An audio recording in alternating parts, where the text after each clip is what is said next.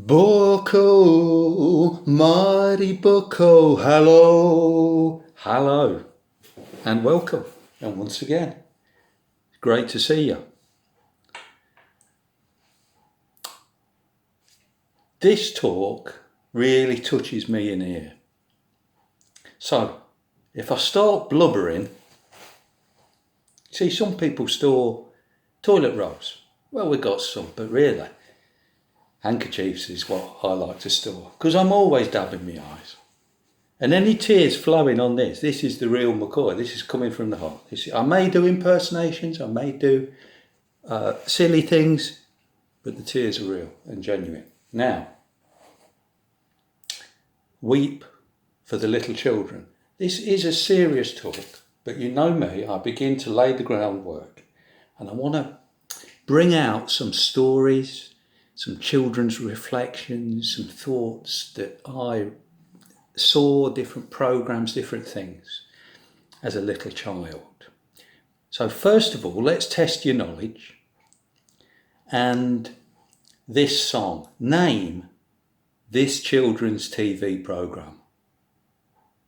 Come with me, come and see all the wonders there will be in my story, in my songs, everything where fun belongs. You'll meet heroes, giants bold, visit lands both hot and cold, with magic tricks to shiver your skin, laugh galore with animals in my world of fun.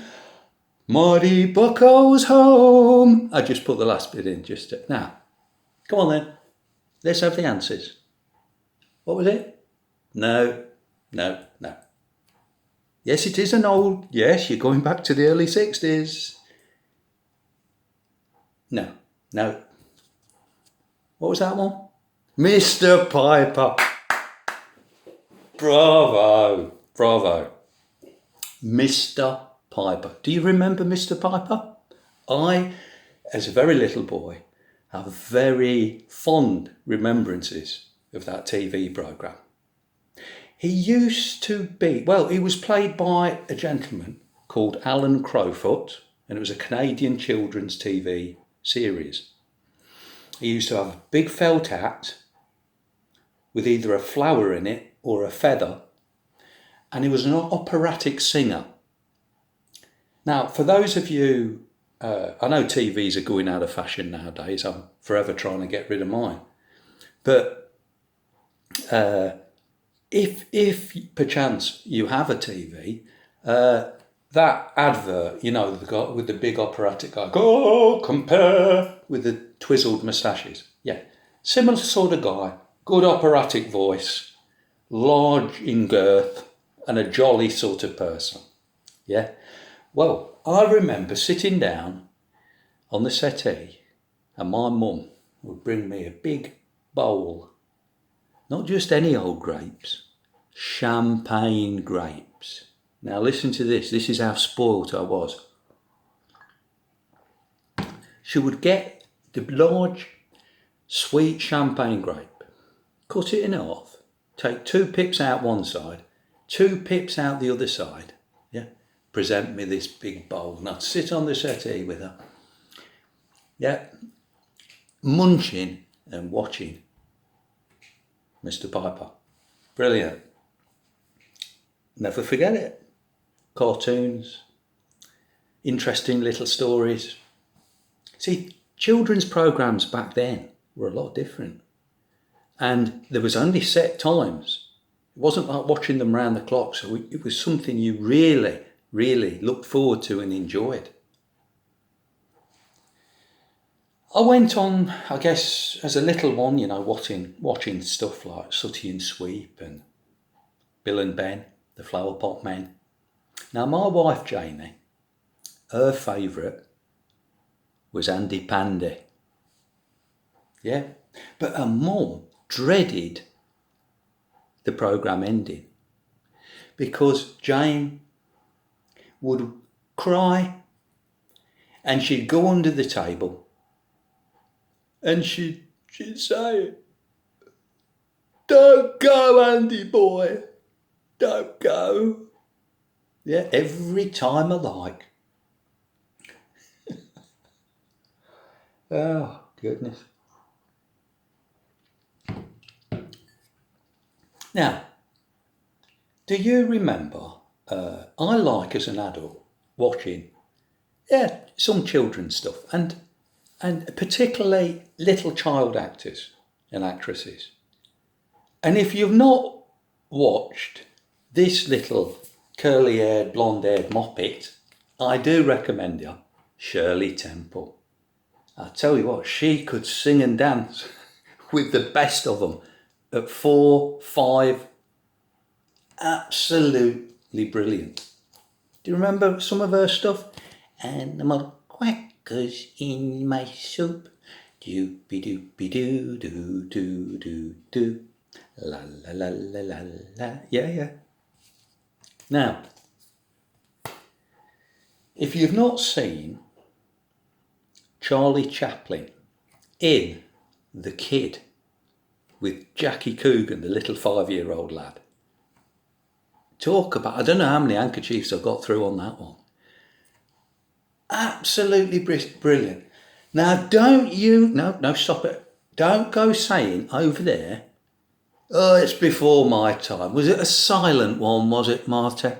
Yes, it was. And let me tell you, he made those early ones, the really silent ones, and then he made ones in the 20s that were quite profound, some of them. And I tell you what, good stuff. Jackie Coogan. You remember him? He went on to other things, other acting roles, but he played that part really well. And I remember,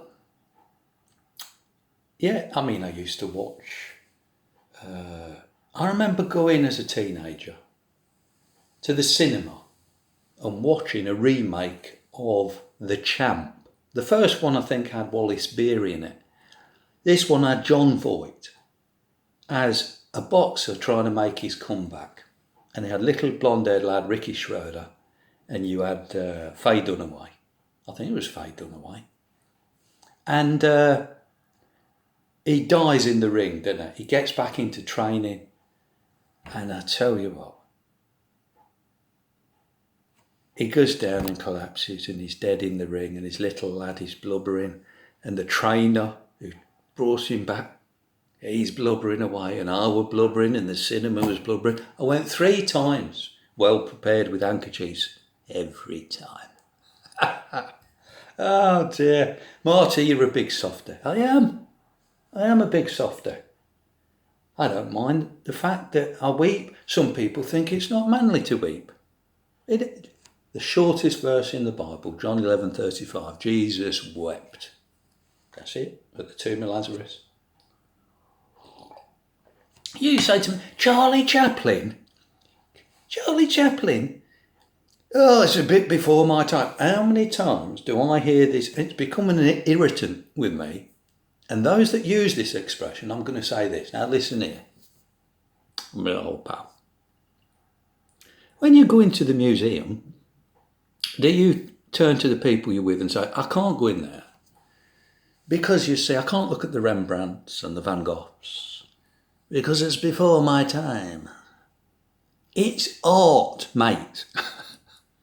Art. And if it's good, go and have a look at it. And if there is a film that's silent or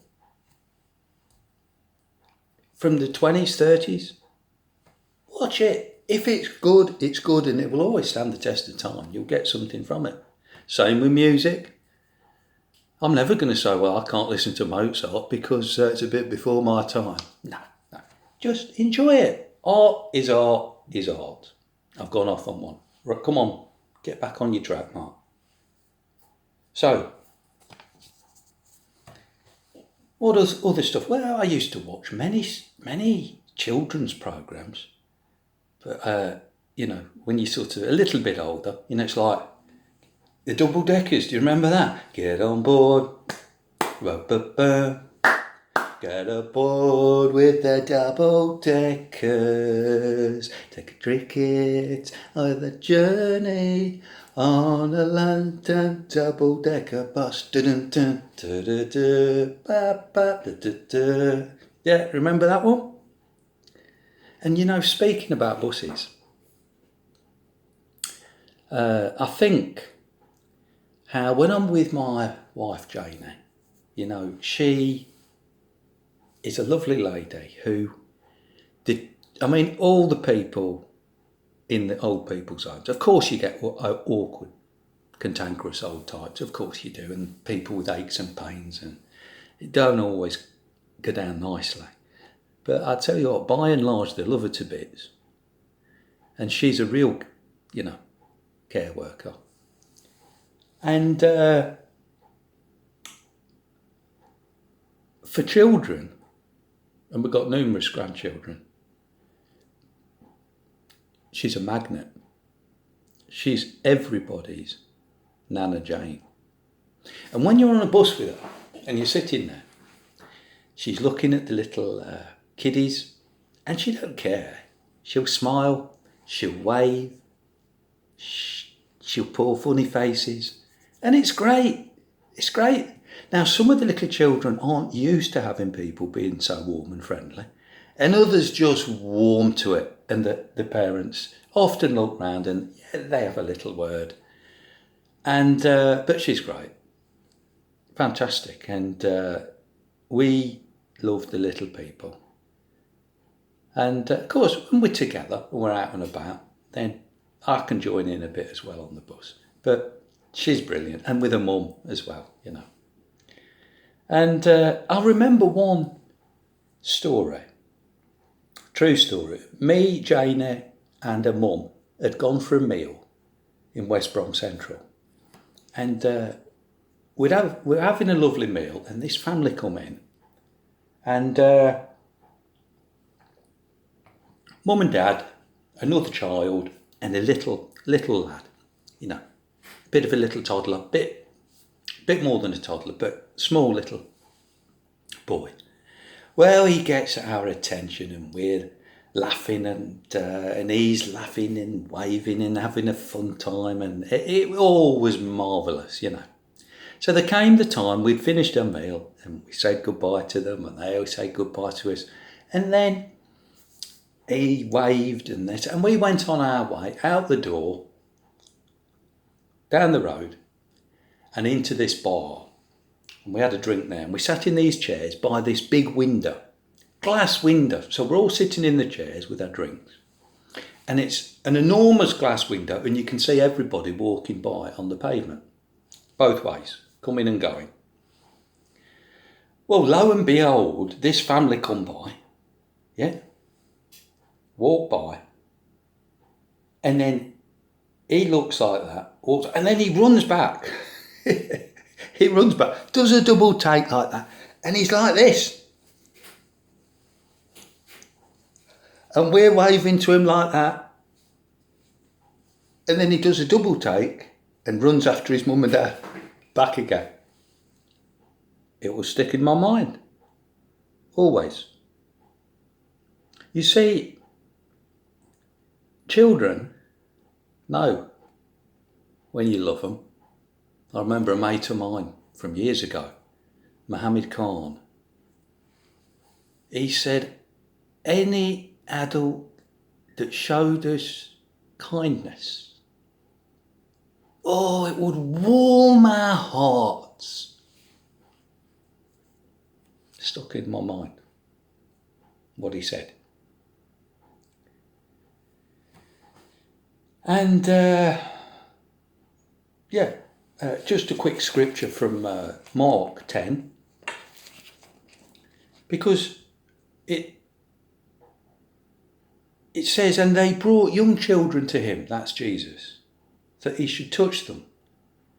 And his disciples rebuked them that brought them. But when Jesus saw it, he was much displeased and said unto them, suffer the little children to come unto me, and forbid them not, for of such is the kingdom of heaven. And then he goes on to say, And he took them up in his arms, put his hands upon them and blessed them. Now, how marvellous for a little child to sit in the arms of Jesus and have his hands laid on their heads and be blessed. They were blessed in life, those little ones. But you see, they know. They know people who love them, and they know people, the disciples, it was like, go on, clear off sort of thing, the Lord's busy, don't bring them round it. Go on, no, it said rebuke, that means it was a bit stern, wasn't it? Yeah. So, now, into all this situation that we're all going through in these days.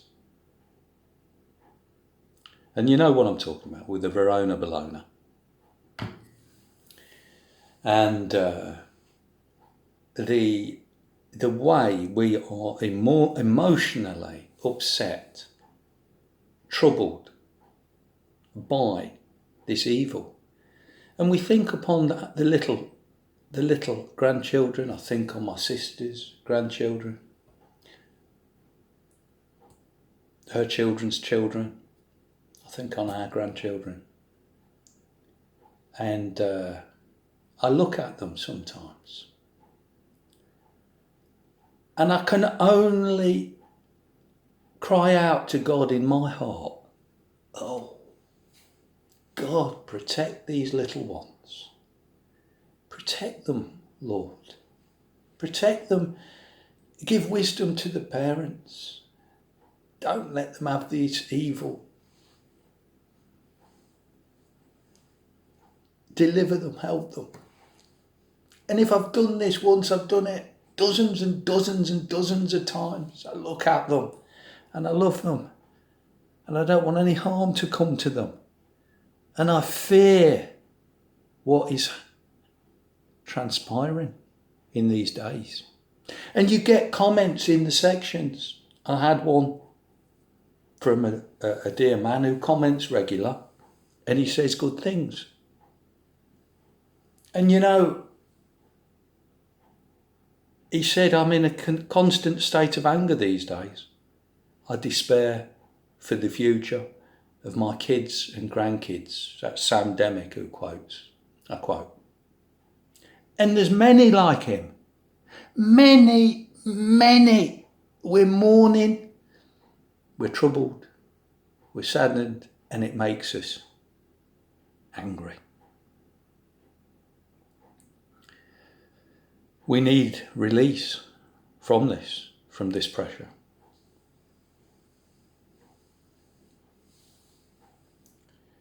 Now, it wouldn't be right to finish without a children's fairy tale. You read fairy tales, Booker. Not all the time, but I've got them in my reference library, if you want to know. Yeah. Hans Christian Andersen, Complete Fairy Tales. Grimm's Brothers, Complete Fairy Tales. I'll tell you what, I'll read you one. Yeah. Okay, so gather round. Yeah.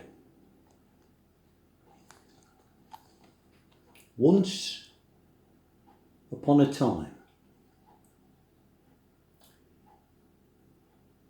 there was an evil prince, Horace de Piffle, and he had other evil princes. There was a certain evil prince, Jack Palance, and another evil prince, Twitty. And there were various gang of these princes, and they formulated a plot against the good people of the soil, against the good people of the earth. who were simple people wanting to be left alone to live their lives in peace.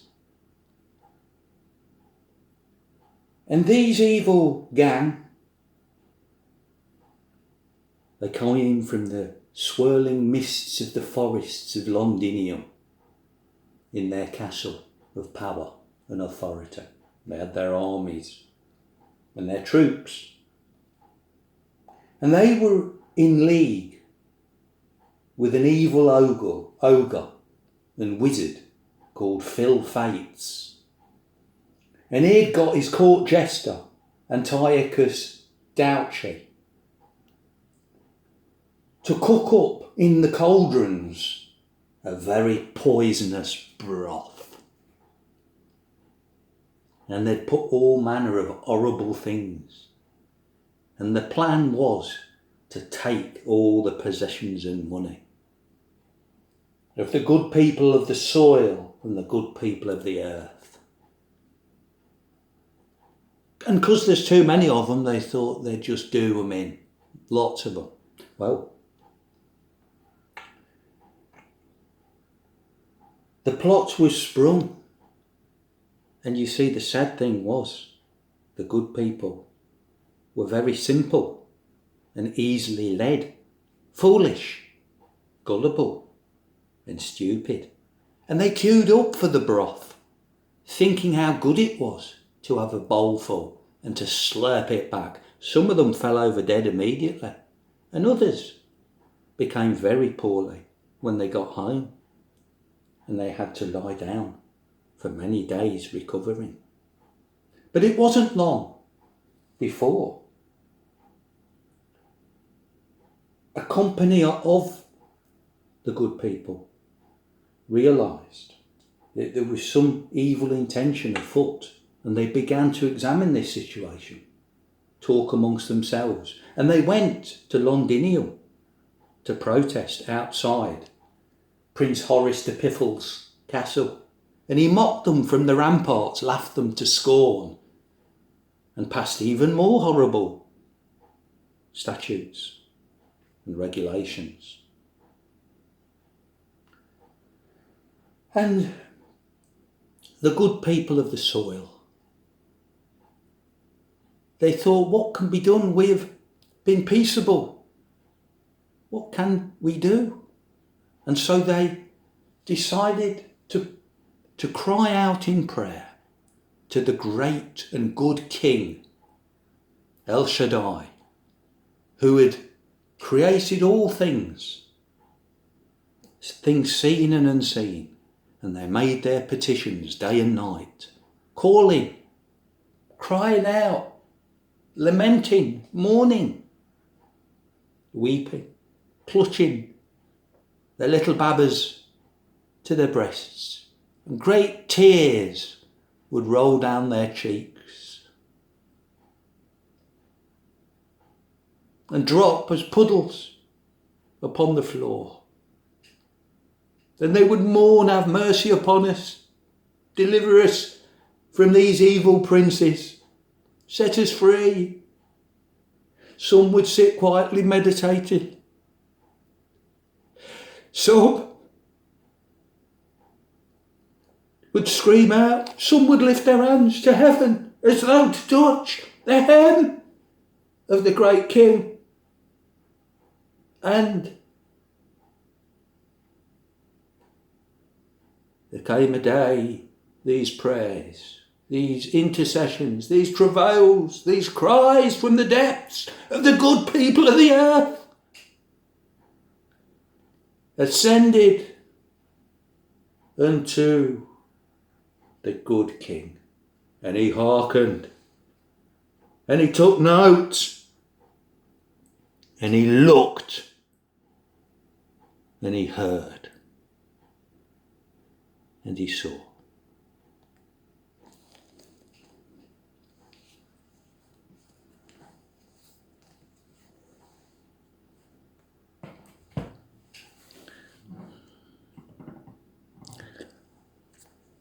The other day, our little 2-year-old grandchild broke a leg. She has a brittle bone. It runs in Chain's family. Her daddy has brittle bones. And the poor little girl waited 5 hours for an ice cream van to come and take her to the big building with the green cross on top. Welcome to the new abnormal.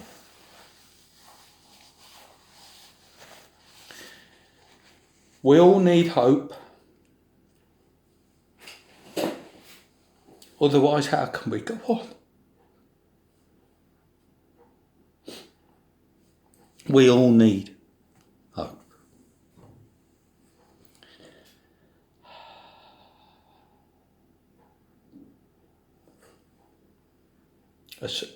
A little song from that film of the little orphan girl, Annie. I love it. The sun'll come out tomorrow. Bet your bottom dollar that tomorrow there'll be sun.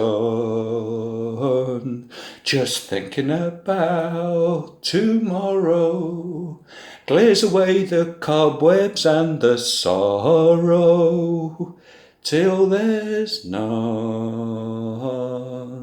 The sun'll come out tomorrow. Bet your bottom dollar that tomorrow there'll be sun. Just thinking about tomorrow clears away the cobwebs and the sorrow till there's none. And I'll leave you with Tiny Tim's famous quote.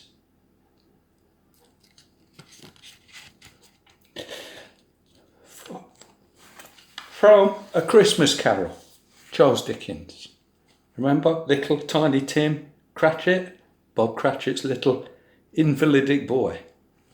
After Scrooge has had a turn of heart and become a changed man.